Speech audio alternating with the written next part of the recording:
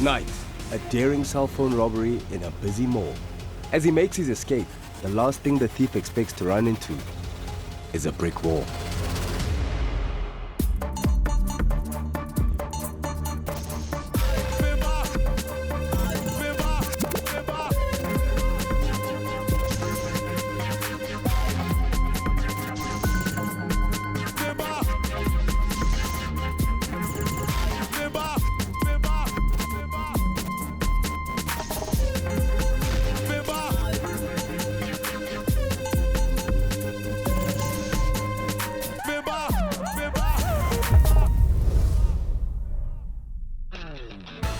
North Riding, a suburban community known for its many convenient shopping centers and malls.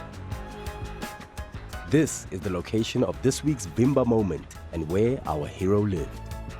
My name is Jacques Erasmus. I'm an industrial designer. I currently work at an international firm, office in Stellenbosch. I'm the studio lead. I was born in Bloemfontein. I grew up in Johannesburg and recently moved down to Cape Town. I have a loving family, brother and sister with a lot of nephews and nieces. Jacques' love for family also extends to long-term friends. My name's Herman Smith. I've known Jacques pretty much our whole lives. I think we met when we were 6. So we attended the same primary school. We were actually in the same teacher's class.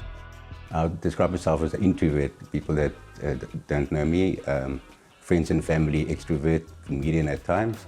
Jacques was a confusing individual because, well, I found him intimidating, but at the same time, quite in touch with his emotions. I think because he plays his cards quite close to his chest, he's a bit of an enigma. And it took a while to build trust in the relationship. But we hit it off at some point throughout our primary school careers and stuck together through cricket matches, school camps, and the odd kataquad. I loved sports. I did athletics, did rugby. Started playing rugby right in grade 1, barefoot on a cold winter's morning, and continued with it throughout my career, school career. But flank was my favorite position. Playing flank, the position that I liked, does involve a lot of tackling, and I like defending. I was never good passing the ball around. He was better than me. I remember distinctly that we played second team in high school, but I think he did run out for the first team a couple of times. Jacques' rugby skills may have been left in high school, but they would become useful on this day. So obviously we're all expats from Johannesburg. I moved down to Cape Town more or less at the time of the incident. So I wasn't present in Johannesburg in the Northgate Mall or even near there when it took place. I heard about it shortly afterwards when Jacques sent me the link. But when I saw it, I was like, that is just so Jacques. An illegal tackle in a rugby match, but still a very effective takedown in an MMA fight. The day of the incident was on the 5th of September 2015. It was a Saturday. On the day, I visited my local mall, trying to get something resolved at the cell phone store, which did not work out, so I decided to go to Northgate Mall to try and get it resolved at the store there. It's not the mall I usually visit, so I don't know the mall inside out, neither do I know the location of the store. When I arrived at Northgate Mall, obviously I've been frustrated for 2 days now, trying to resolve this as quick as possible. Driving to the mall, walking through the mall, not knowing where the store is. You can actually see me on the video looking around, trying to find my way, where to go. I wouldn't say that I was boiling with anger, but I wasn't happy with the situation that I was in. Jacques' body language is indistinguishable. He's got that little laid-back, introvert, hand in the pocket type of what's going on here type of perspective. And just that is what I perceived firstly. So when I saw it the first time, obviously don't know what's going to take place, but it was CCTV footage and I could see it's Jacques from the instant I looked at the video. When I arrived at Northgate Mall on the day, stopped at the complete wrong entrance, as Murphy would have it. As I walked through the mall, looking around, not enough signage that I could see how to find the store that I was looking for. Getting a bit more frustrated. The Vibrant Mall was beginning of the month. I think people still had some money in their page left from their paychecks. The mall was quite busy, and I thought it was going to be a quick visit to my local mall, which ended up being a few hours of frustration. The first time I saw Jacques' video, of his infamous takedown. I was at work and I, for a moment, was taken aback completely, not knowing what my wingman was going through up there in Johannesburg. Early on in the video, you can see him just like strolling down the mall, having a glance over his shoulder, and then very quickly picking up that somebody was busy with something nefarious, was on his way past him. Walking through the mall, if you were there, you would have definitely known that something was wrong. There was a lot of screaming going on. You can actually see in the video people yelling out. Obviously got alerted to the direction it came from, and then saw the person running next to you with people behind him. I didn't know who was who, but I assumed the person in front was the person running away. I had to make a quick decision, and turned out to be the right one.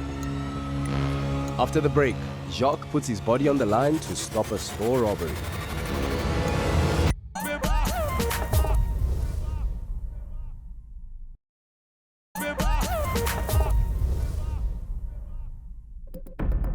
It's 2016 and a man has just been robbed at a store in Northgate Mall.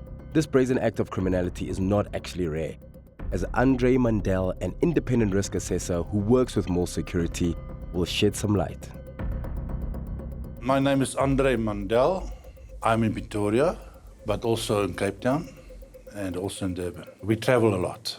We do risk assessment, where the focus is to assess the risk, not selling security hardware.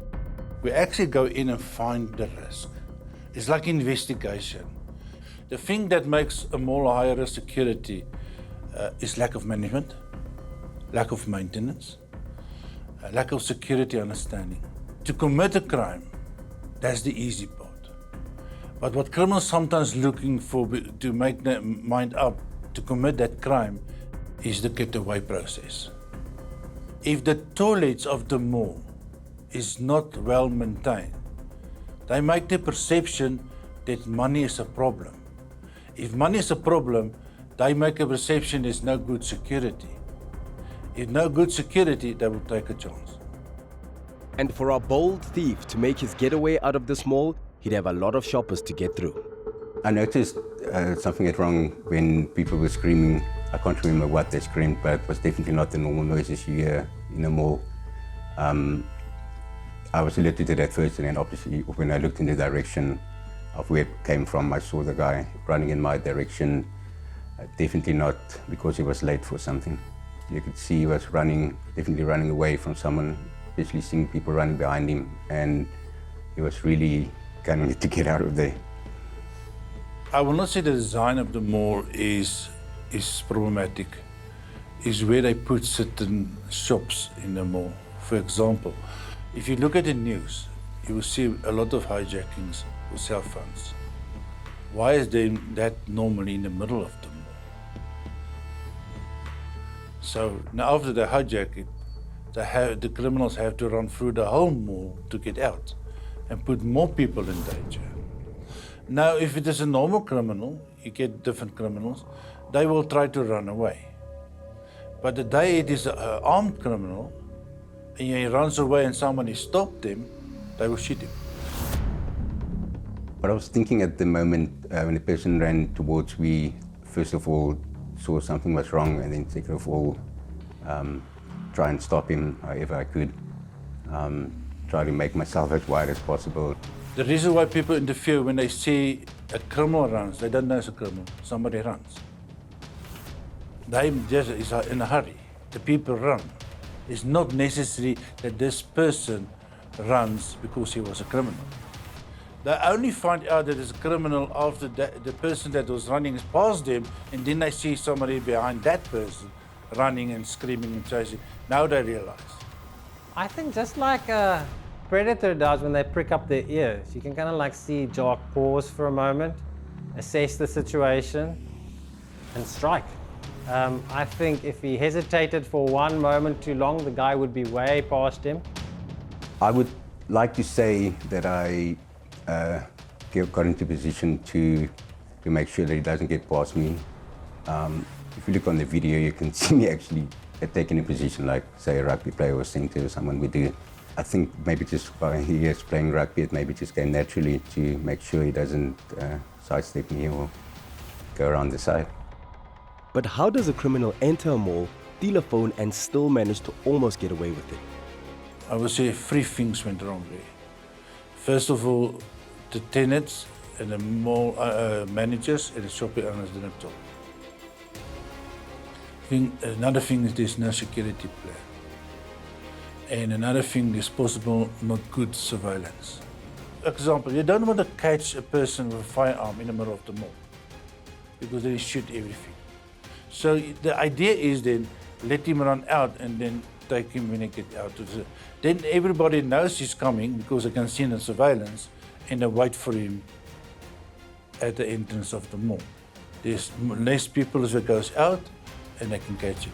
After I took the stance and the guy ran, he tried to go past my left-hand side.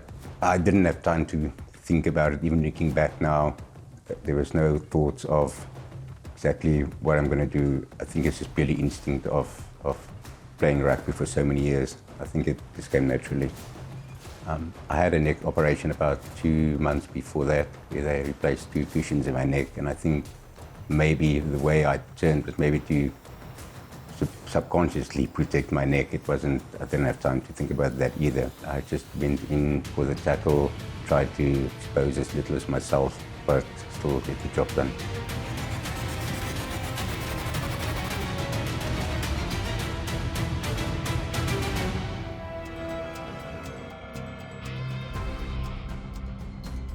Well, Jacques also had like back operations and neck operations in the past. So my first thing was like, oh Jacques, I hope you don't have to go back for a post-op resurgery.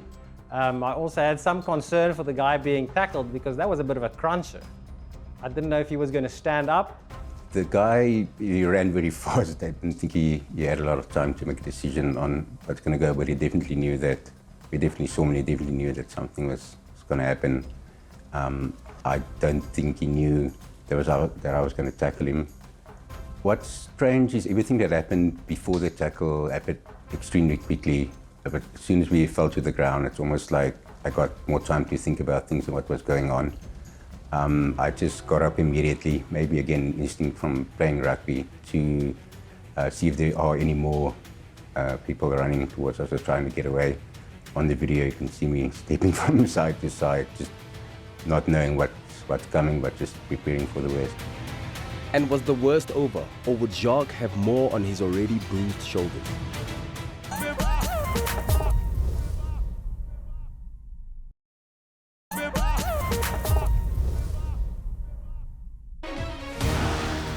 Jacques Erasmus, a former rugby player and frustrated shopper, is trying to find his way around the mall when he witnesses a thief get away and gets himself fully involved.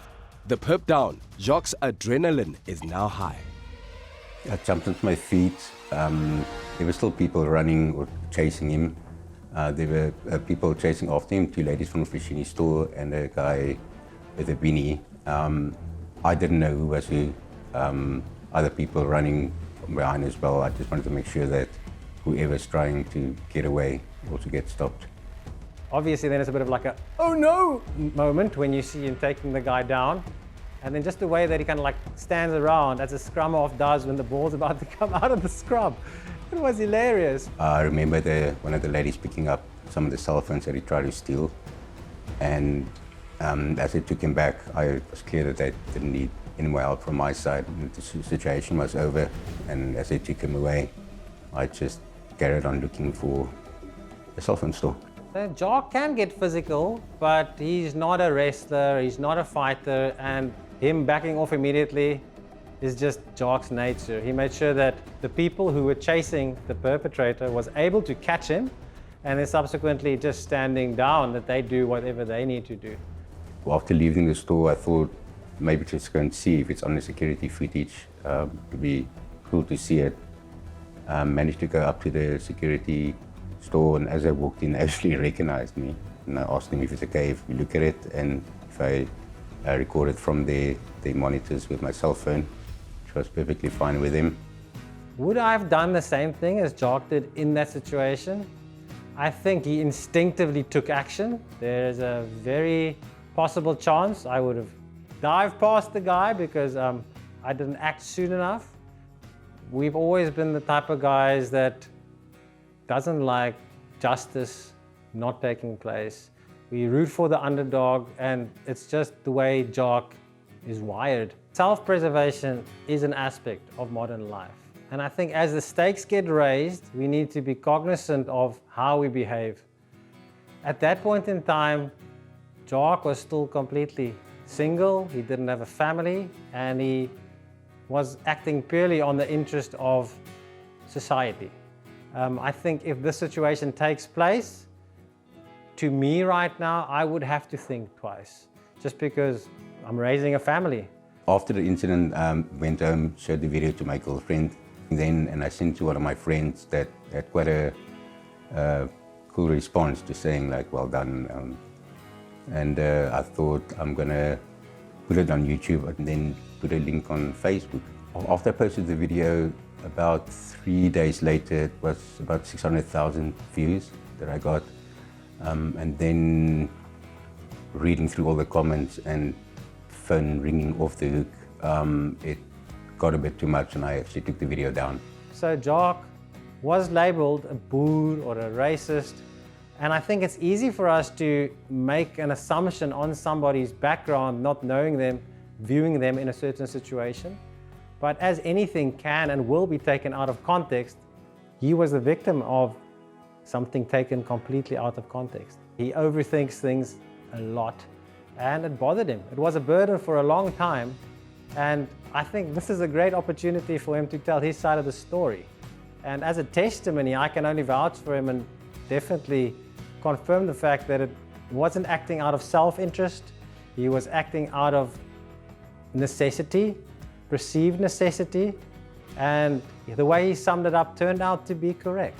In rugby, you need to use your arms, definitely not shoulder charge people, to protect other players and not to let them get hurt.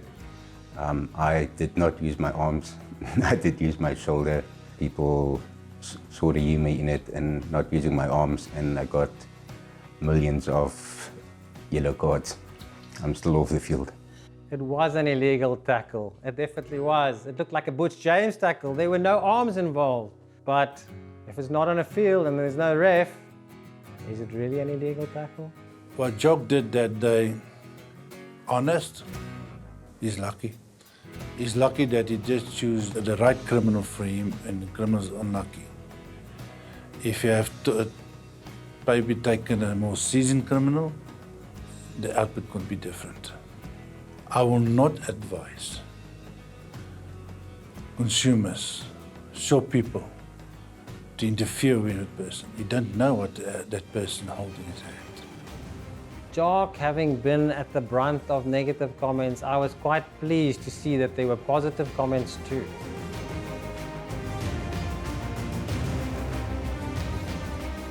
Viewing Jacques as a hero is the right thing. He's just one of those guys who you know you can rely on. I was very proud of Jacques rising to the occasion and doing what had to get done. I know that his mom was proud of him, I know that his dad is proud of him, and we are all just stoked to, in a way, be associated with Jacques that did what had to be done. I don't think what I did was out of the ordinary. I think there's a lot of people that, if they were in my shoes, would have done exactly the same. I know there's a lot of people that has done something similar and more, but it wasn't captured on video and it didn't go viral. Unsung heroes. Some people do things, doesn't go onto social media, but actually lose their lives, and their family and the people around them have to deal with that for the rest of their lives. Mine had a good outcome. I think people on the day, the heroes were the people that actually picked him up and took him back to the store. I had no intentions that day of going out and fighting crime. It was just an incident that happened, and it turned out the way it did. Jacques just need to take it now the full way and testify in court. That's important. If Jacques don't go to court, if that shop owner did open a court case, then everything was for nothing. Because of their convenience, we are likely to visit malls several times a month in our lives. With crime in malls now standard, it's good for all of us to know what to look out for. Tipsville Mall staff, the shop owners, the criminals know which small owner shops took a lot of cash. And they also see that that person never goes to the bank. That's a danger. Malls owners and control rooms need to have some form of silent communication. That the controller can know that the mall owner is in trouble without talking. Mall owners need to make sure that the back doors is always locked. The consumers, the people that visit the mall, that's the attraction. They need to realize that everybody at the mall is not necessarily there to buy. But they must understand it and not live in fear. Consumers, when they stop the car, stop talking on the cell phone, stop using your remote only, and make sure that your car is locked. A biggest tip that I can give them, on a cell phone there is Find My Device. Make sure it's active. Make sure that your whole family's one is active. Make sure that you have the passwords of everybody's. That will help a lot. To the consumers, if somebody wants to take your phone, let him take it. Don't fight for it. Don't fight for your cell phone. Don't fight for your handbag. And then immediately cancel your bank details. Immediately. But now, all crimes in malls is not reported. They have to go to the police and report it, and people don't do that. So the stat is not 100% correct. So there is no way for even the management and the police to actually plan crime prevention better because it's not reported. And if unlike Jacques, you don't have the rugby moves, a little foot in the way can go a long way.